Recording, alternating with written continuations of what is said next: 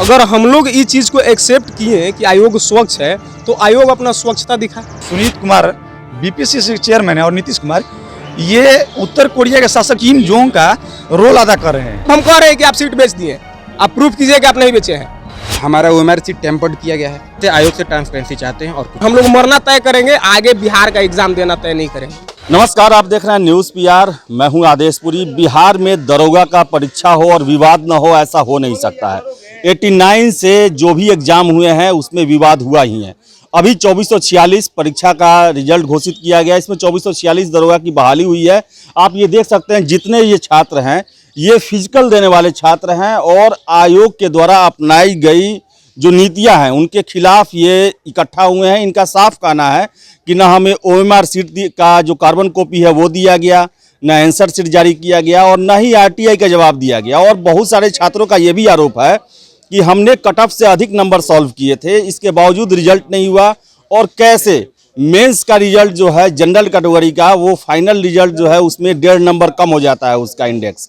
हमारे साथ हैं बहुत सारे छात्र, इनसे बात करेंगे आखिर आप लोग इकट्ठा क्या हुए हैं, आपके प्रॉब्लम क्या है। सर हमारा दरोगा का मेंस कट ऑफ में जनरल से 151.6 मेंस का एग्जाम का कट ऑफ गया था और जो मेरिट मेधा सूची में 150 गया है, अर्थात हम लोग 1.6 नंबर ऊपर थे, तब भी हमारा रिजल्ट में नाम नहीं आया गया है।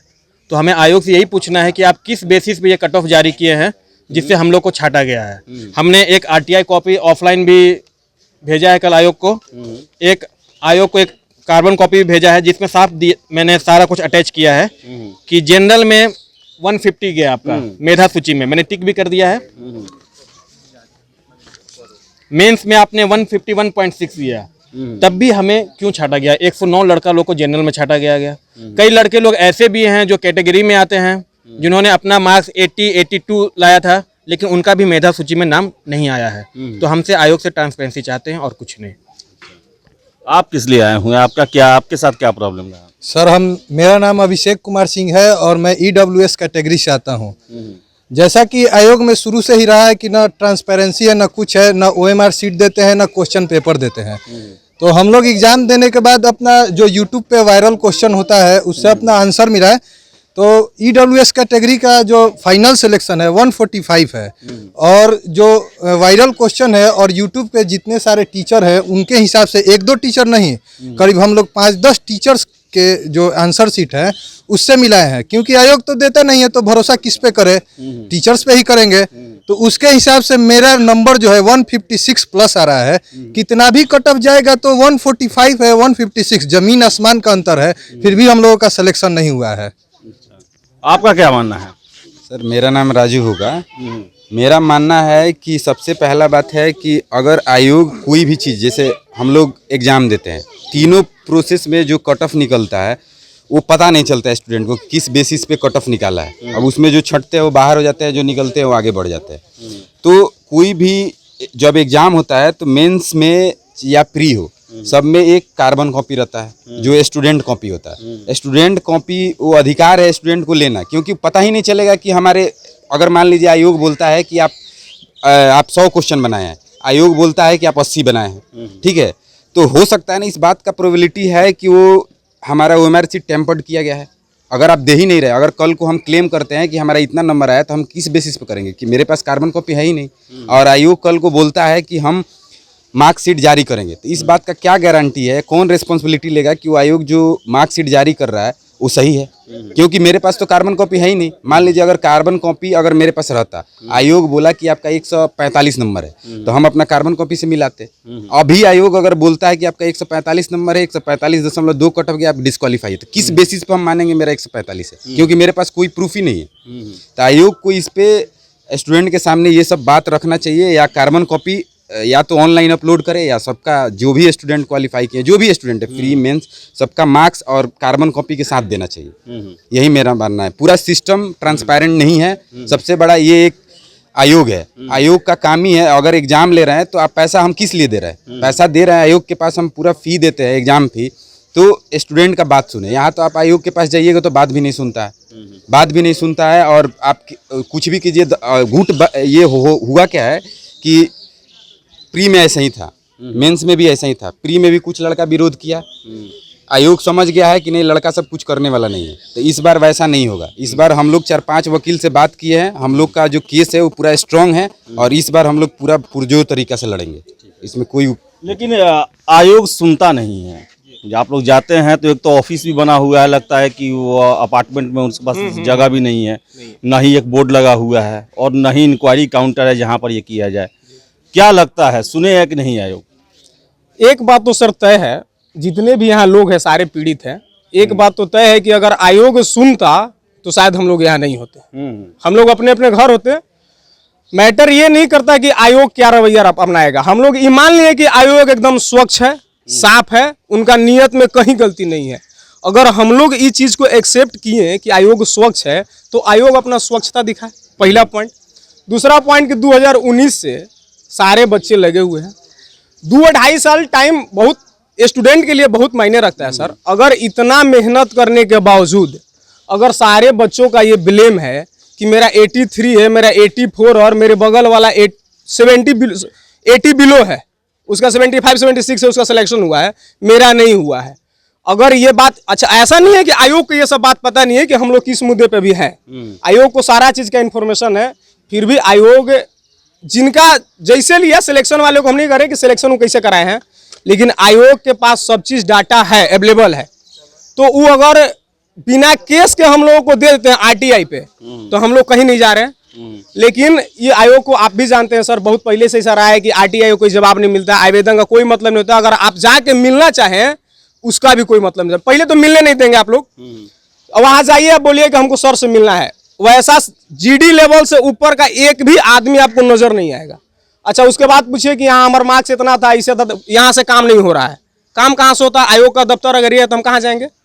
और आओ कि आपका डायरेक्शन नहीं है। दूसरा बात कि हम लोग अब मन बना चुके हैं कि आयोग कुछ ऐसा करने वाला है नहीं, ना हम लोगों को ओएमआर देगा, ना कार्बन कॉपी देगा और ना किसी का आंसर शीट जारी करेगा। जिनका सिलेक्शन हुआ है उनका भी नंबर और आंसर शीट जारी करे और जिनका नहीं हुआ है उनका भी नंबर और ओएमआर जारी करे। क्योंकि अगर मान लें कि मेरा जारी कर देता है आयोग कि आपका जो कट ऑफ है उससे 0.2 बिलो है, नीचे है, हम डिस्क्वालीफाई हैं, हम ही कैसे मान लें कि जिनका हुआ है उनका बिलो नहीं है? आप जितना भी वैकेंसी में लोग पार्टिसिपेट किए हैं प्री से लेके अभी तक, उनका भी प्री वाला को भी जारी कीजिए। वो लोग भी शक कर रहा है कि मेरा मार्क्स था, मेंस वाला भी केस किया है कि हमारा मार्क्स था नहीं हुआ है, हम लोग भी केस करने वाले हैं कि मार्क्स था और नहीं हुआ है। अब इसमें से आप किसी से भी पूछिएगा तो कोई 81-82 से नीचे नहीं है। बात यह है कि अच्छा मान लिया कि हमारे 82 नहीं, 81 नहीं, हम सिलेक्शन के प्रोसेस में नहीं है, आप मेरे बता तो दीजिए एटलीस्ट कि हम किस चीज में छटे हैं।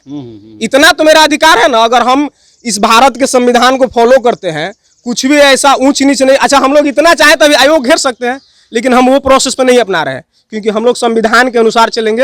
अगर आपको लगता है कि आयोग गुप्त तरीके से काम कर रही है, 1400 के आसपास री फिजिकल वाले थे, उनका भी फिजिकल नहीं लिया गया, जबकि वहां पर फिजिकल समय में वहां काउंटर बनाया गया था कि आप आवेदन दे सकते हैं। क्या लगता है एकदम गुप्त तरीके से काम हो रहा है, क्यों ऐसा हो रहा है? आयोग आज भी कल भी गुप्त तरीका से काम करता था, आज भी गुप्त तरीका से कर रहा है और आगे भी करेगा अगर हम लोग शांत रहे तो।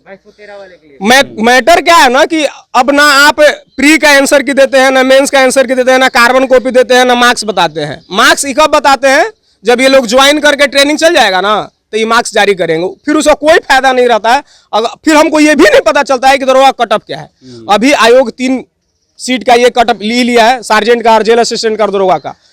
एटलीस्ट इतना तो बता दी कि दरोगा कटअप क्या है, जेल असिस्टेंट का कटअप क्या है, सार्जेंट का कटअप क्या है, आप कितना मार्क्स लाए हैं, कितना नंबर से पीछे। अच्छा किस बेस पे हम आगे वाला वैकेंसी का तैयारी करें?